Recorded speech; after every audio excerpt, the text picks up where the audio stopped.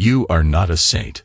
I whisper those words under my breath as I click send on the email. Even now, as the message leaps from my computer into the digital void, my hands tremble and my lungs feel too tight. That's the last piece of the puzzle. My final article draft turned in. It's not about you, not directly, but I can feel your presence in every syllable. I press my palms together, eyes drifting shut. In the hush of early morning, I allow myself one moment of stillness, a fragile lull before all my regrets come flooding back in a toxic tide. The keyboard glows in the half-lit room, humming its emptiness at me. You are not a saint, Becky. And neither am I. But I'll start from the moment it all began to slip. The moment that taught me I'd built my life on quicksand. The phone. That damned phone. It was a regular Tuesday. I'd just come back from a meeting with my editor, who was pushing for an investigative story on a corporate whistleblower. Nothing extraordinary about it, just the typical hustle of chasing leads. I remember letting my shoulders sag when I got home. This was supposed to be my sanctuary. The house was quiet, sun streaming through blinds, dust motes dancing in the beams like lazy insects. Our son, Jonah, rummaged in the pantry for a snack. Becky had left her phone on the living room couch. Jonah picked it up first. "Dad," he called. Mom's phone was vibrating. "Shivai." He paused. By the time I wandered over, he had a photo open, gaze confused. "Who is this man?" he asked. At first, the picture was too small for me to make sense of, so I plucked the phone from Jonah's hand, meaning to shut it off, maybe toss it onto the kitchen table so she wouldn't freak out about him messing with it. But my eyes caught the thumbnail. I still remember that moment vividly. The abrupt swirl in my stomach, the dryness in my throat. The photo was Becky, leaning into some guy, clean cut, younger, with a bright smirk. Their bodies were too close, her hand resting casually on his chest. An intimate distance, not just a friendly snapshot. There was a heat between them that was unmistakable, the kind of electricity you notice once you've lived long enough to understand what it looks like. She hadn't bothered to delete it. My pulse hammered in my ears, a sudden, throbbing ache. My mind flashed blank, as if hammered by a single question. Why? I told Jonah it was probably a colleague. Then I reached over and locked the phone, set it face down on the couch. My brain told me to breathe, keep it together for my son's sake.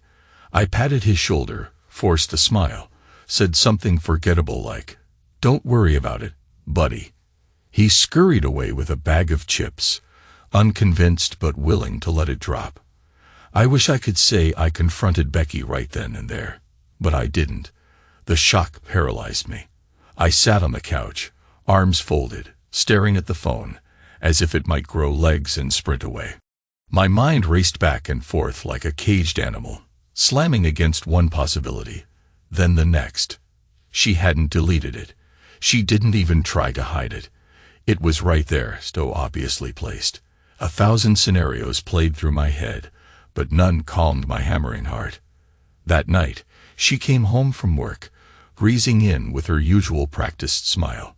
"Busy day," she murmured. Slipping off her heels, she glanced at me. I had the phone in my hand. Unlocked, photo open. She paused, but her eyes gave nothing away. A flicker of annoyance. Maybe that I was snooping. I think I asked something like, "Who's Dan?"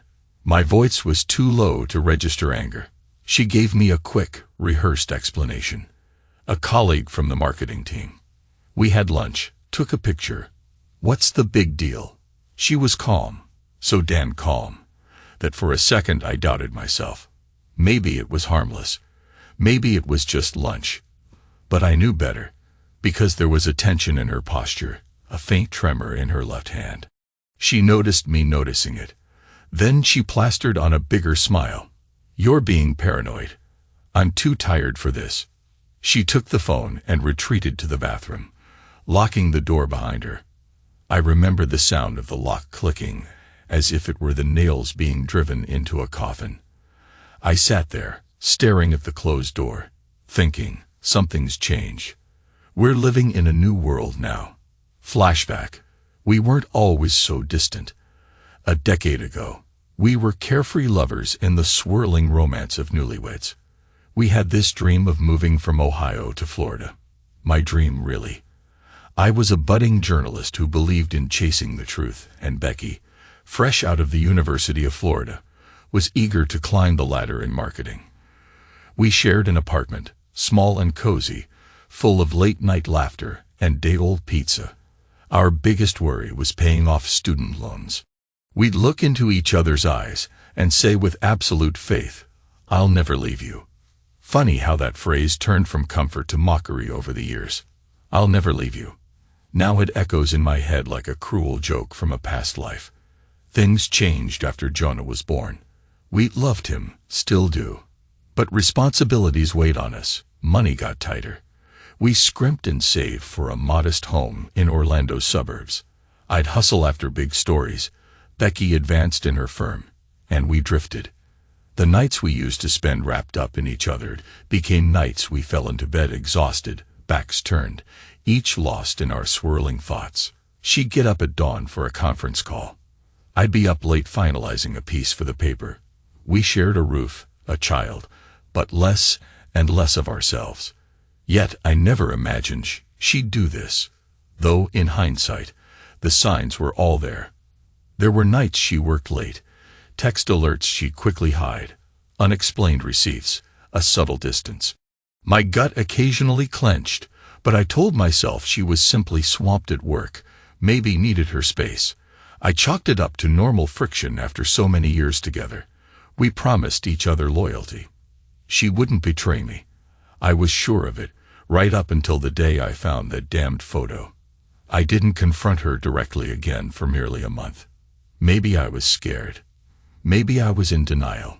We existed in a painful limbo where we both knew something was wrong, but neither of us said it. She'd come home late. I'd pretend to be asleep on the couch or bury myself in half-hearted reading. She'd avoid small talk, gliding past me like a ghost. Even Jonah sensed the tension. He acted out in small ways, spilling cereal intentionally, leaving shoes out, asking me questions like, "Daddy, do you love Mommy?" In a trembling voice. It broke my heart. Eventually, I decided to look deeper. A week of rummaging through phone bills, credit card statements, and yes, I'm ashamed to admit it, installing a small tracking app on her phone. Journalistic instincts overcame moral hesitation. And then I saw it. Repeated visits to a boutique hotel near her office, suspicious restaurant bills, a flurry of texts to a certain Dan Doe. My stomach churned with each new piece of evidence. The final blow was a text that read, "I'm free tonight. Same place, 8. From her phone to his. I stared at that message long enough to burn it into my brain.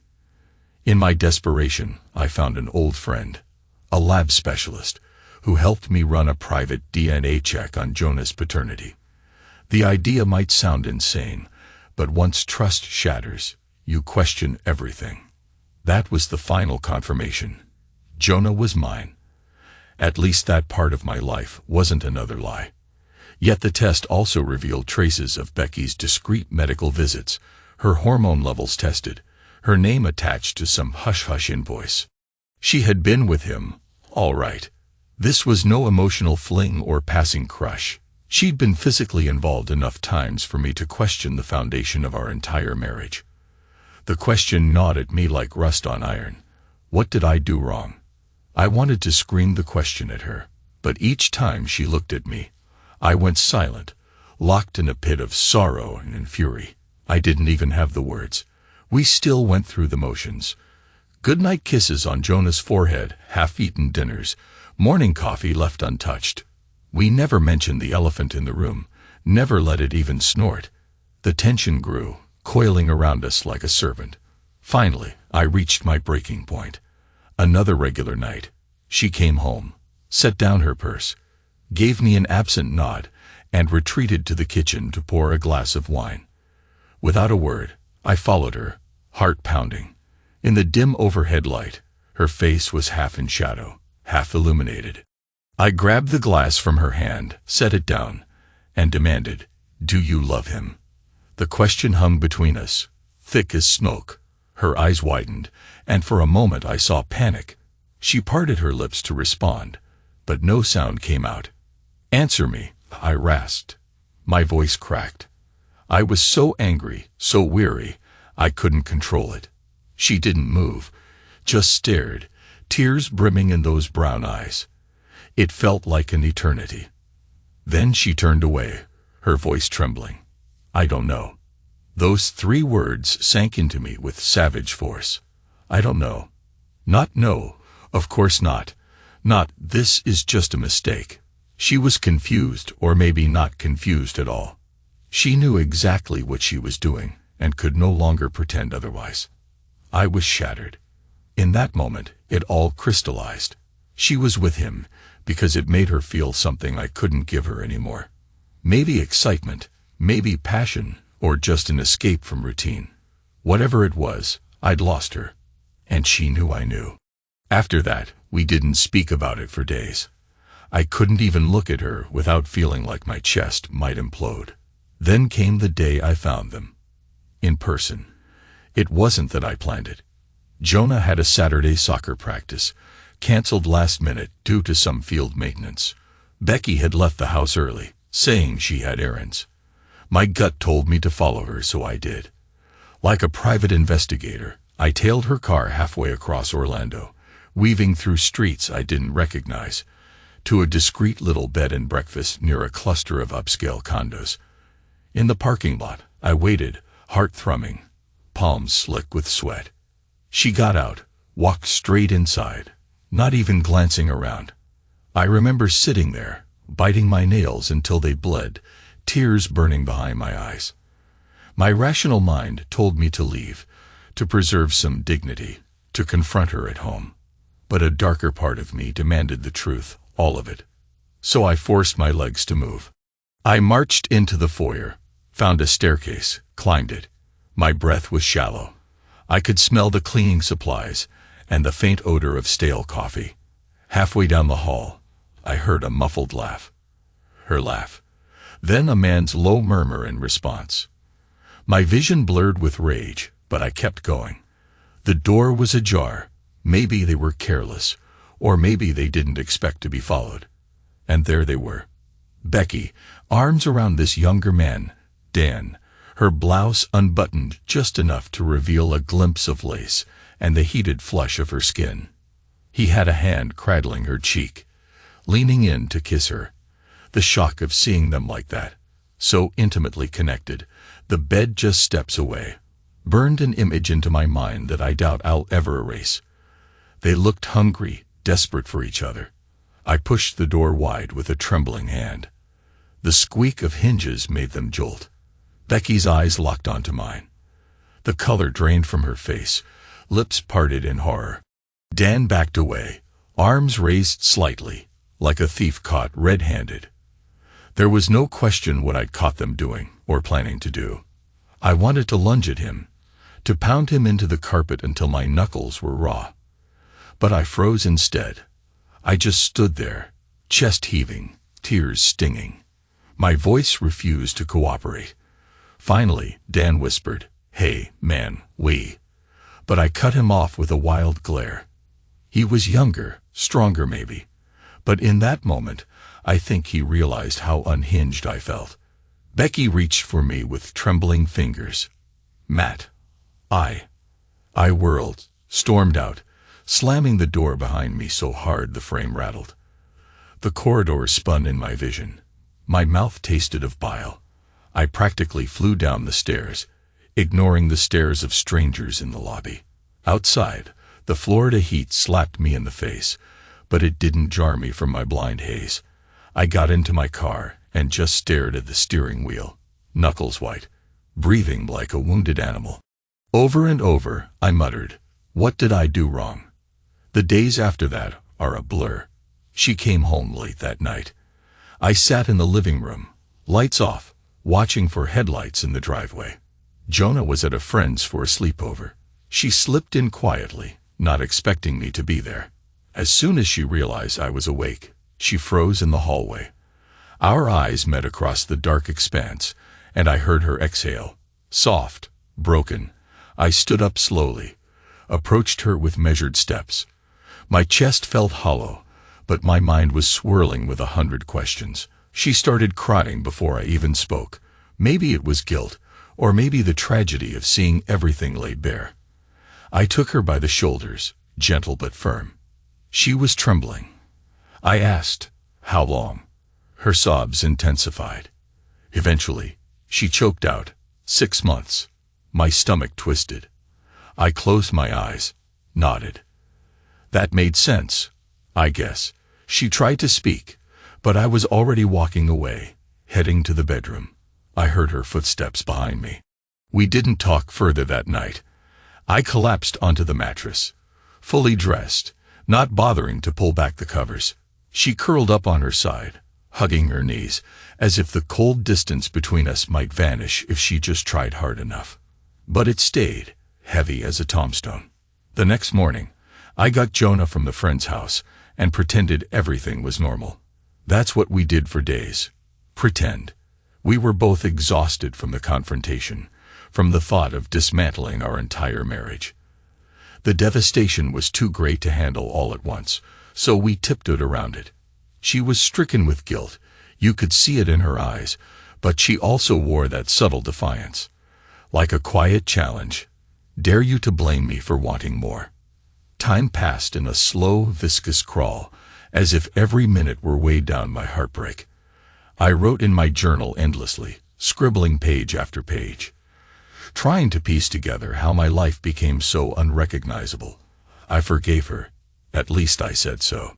Out loud, more than once. The words felt stiff in my mouth, each time a little less sincere, a little more suffocating. "I forgive you." I'd watch her expression flicker, uncertain whether to believe me. She'd wipe her tears and nod, but we never had a real conversation about it. The massive elephant in the house never even snorted, as if we'd chosen to pretend it wasn't there. Our routine carried on. Cooking dinner, helping Jonah with homework, dealing with the day-to-day grind. But we knew the foundation had cracked. What tore at me most was the sense that everything, my entire existence, might be a lie. Every memory I'd cherished was tainted by the possibility that she'd had this capacity for deceit all along. Did she wear that same smile when she said she loved me? Did she hold my hand with the same tenderness she showed Dan in that seedy bed and breakfast? The questions circled like vultures in my head. She told me one night, tears streaming, "I never meant to hurt you." Her voice had that raw edge, but I was too broken to respond. I just stared at her. In my mind, I saw them together. Saw the way his hand pressed against her lower back, how her eyes closed when he kissed her neck. My voice cracked, but I managed to whisper, "Then you shouldn't have done it." She had no answer to that. I tried to salvage something. God help me, I tried. For Jonah's sake, for the history we shared. I told her we could see a counselor, talk this out. Maybe uproot ourselves, move, start fresh. She nodded, but it was half-hearted. We went to one therapy session. She wept the entire time, and I felt like I was speaking a foreign language, unable to connect with her. Dan's name hung in the air, like a stale odor. Afterward, as we drove home, I asked if she truly wanted to fix our marriage. She hesitated a full 10 seconds before saying, "Yes." That hesitation told me everything I needed to know. Still, I lingered in that miserable in-between state, half in denial, half desperate to keep our family intact. My father taught me that a man protects his home, endures hardship, never walks away. So I stayed, even though every single day felt like a fresh betrayal. Even though her phone would buzz, her face would go pale, and I'd know who it was. Even though she started sleeping in the guest bedroom, claiming I needed space, she closed that door gently, as if afraid the slightest noise might shatter what remained of us.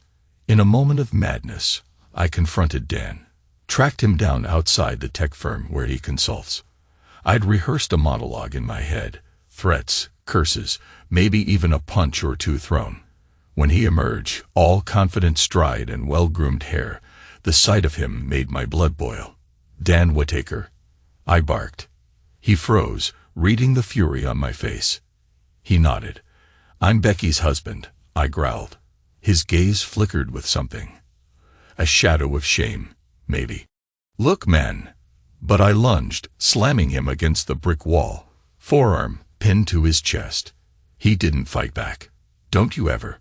My voice shook. "Contact her again. Stay the hell away from my family, or I swear." I wanted to break him in two, but I saw the wide-eyed terror in his face, and something inside me snapped. I released him, stepping back, breathing heavily. My head spun. He coughed, fixing his shirt. "I never meant." "Look, I'm sorry," he mumbled. I walked away before he could finish. The world blurred around me, but I remembered that final look on his face, a mix of remorse and confusion. The nerve of him, to pretend regret. We both knew what we'd done, or allowed to happen. Becky's tears, Dan's cocky half-smile. My shattered illusions. That night, Becky approached me, hands trembling, eyes rimmed red. She'd obviously heard from Dan what I'd done. "Why did you go there?" she asked, voice quivering. I spat back, "Because I wanted him to see what he's done to us." My voice broke away, but I continued. "I wanted him to know there's a man behind this family he's tearing apart." She bit her lip, tears streaming. "I'm sorry," she whispered. "I'm so sorry. I never wanted this to happen." We stared at each other in a suffocating silence. I realized at that moment that nothing she could say would fix the fundamental breach. I thought I could forgive her, but every time she apologized, it felt like a fresh wound. Each time I told myself, "I forgive you," it weighed heavier. Weeks turned into months. The city blurred under the Floridian sun. Our child, Jonah, turned 9. We threw a small party in the backyard. Pizza, balloons, 2 friends from his class. Becky tried to plaster on a bright face, but I saw her forcing every smile. When the guests left, Jonah thanked us shyly, uncertain if we were still the same parents who used to laugh around the dinner table. My heart bled for him, but I remained powerless to fix it. Becky and I spoke in hushed tones, never raising our voices, but the tension was constant. She'd slip her ring on and off, rotating it as if the damn thing burned her finger. I withdrew into my notebook, scrawling fragments of the story I was writing for the paper, interlaced with confessions I'd never speak aloud. We were living as co-inhabitants, not spouses. That's when it happened. One day, a switch flipped inside me. Maybe it was after I caught a glimpse of her texting him again, saw her eyes fill with longing. That same old look. Maybe it was the realization that I was killing myself by staying in this half-dead marriage. But I felt it. A cold severance that took hold of my soul. I decided I was done. We never had a dramatic final argument. No slamming doors, no screaming. Just a quiet, lethal shutting down. I cut her off. Not from her body, because frankly, we had no intimacy left, but from my memory. I stopped referencing our past, stopped saying her name in conversation. I became eerily polite, like she was a roommate, nothing more. She tried to talk to me, tried to draw me back, but I was gone. The love I once felt had turned to a numb absence. She sensed it. I could see the panic in her eyes. "Matt," she'd say, placing a hand on my arm. "Please, can we talk?" I'd gently shrug her off. I had nothing left to give her. Her pleas grew desperate. She'd follow me around the house, tears glistening, whispering, "I still want this to work. We can fix it." But I heard no sincerity, only fear of losing the stability she once dismissed. One evening, I walked out to the backyard, stared at the fence that needed repainting. Becky followed me. "Matt," she tried again, voice cracking. I gave her a long, empty look. She reached for me, but I stepped back. In that moment, everything about her, the face I used to adore, the lips I used to kiss, felt like a stranger's. I realized I was truly detached, unmoored from the anchor of our shared history. Something colder replaced my heartbreak. She sank to her knees in the grass, sobbing, burying her face in her hands.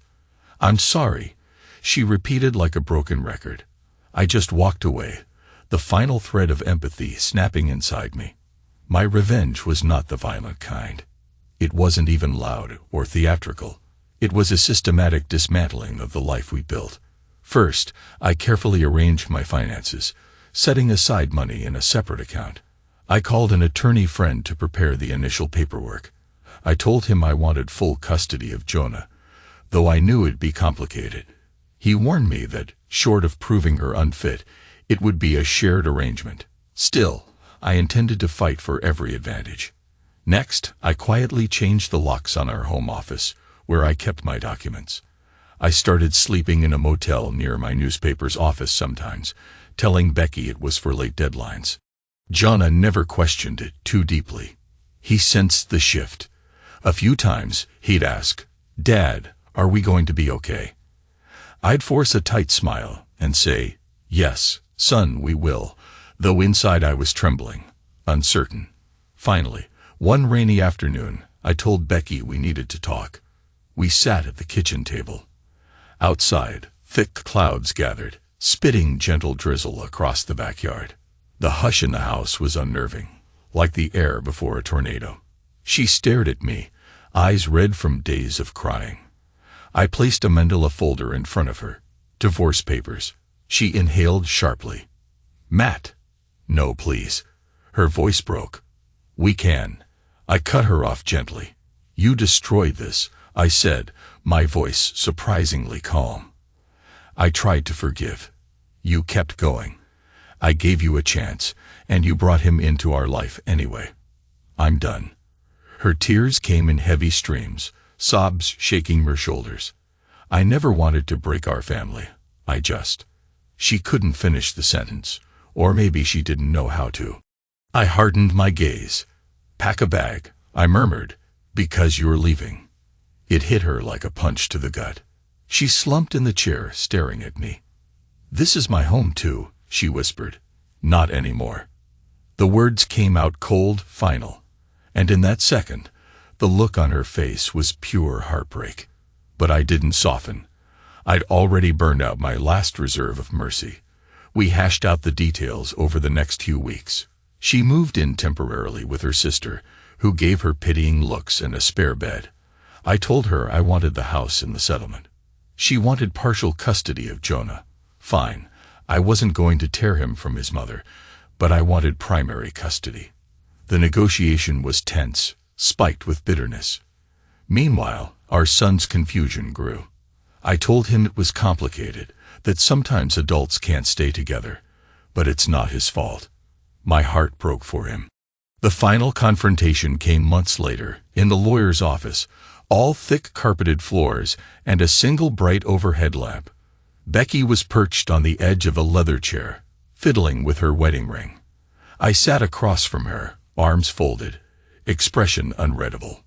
My attorney slid papers across the table for us to sign.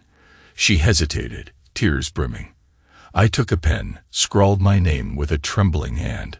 It felt like carving my signature into stone. Becky stared at me, eyes brimming, voice wavering. "Matt, after all these years, can't we?" I looked up, meeting her gaze. "It's over," I said quietly. A single tear escaped me, rolling down my cheek, but my tone didn't falter. "You are not a saint, and neither am I, but this marriage died the moment you chose him." She signed. Just like that, we parted ways in the parking lot without another word, the Florida sun beating down on us like a silent witness to the final unraveling of our union. Now, months after the divorce is finalized, the house is half empty. Becky took some furniture, her personal effects, and that grin she used to wear. Jonah stays with me most weekdays. She gets him on weekends. The place echoes with absence, but the quiet is strangely liberating. I'm still working at the newspaper, churning out investigative pieces. It keeps me busy, helps me feel purposeful. Sometimes I see Dan around town. A chance glimpse when I grab coffee, or at a business event I attend for a story. We never speak. The tension in his eyes is enough. He avoids me, rightly so. For a while, I imagined some grand revenge, exposing him at work, humiliating him publicly. But in the end, I realized the biggest blow I could deliver was the knowledge that I broke free, that Becky ended up alone, and that their brief passion turned to ash. Which brings me back to the moment I pressed send.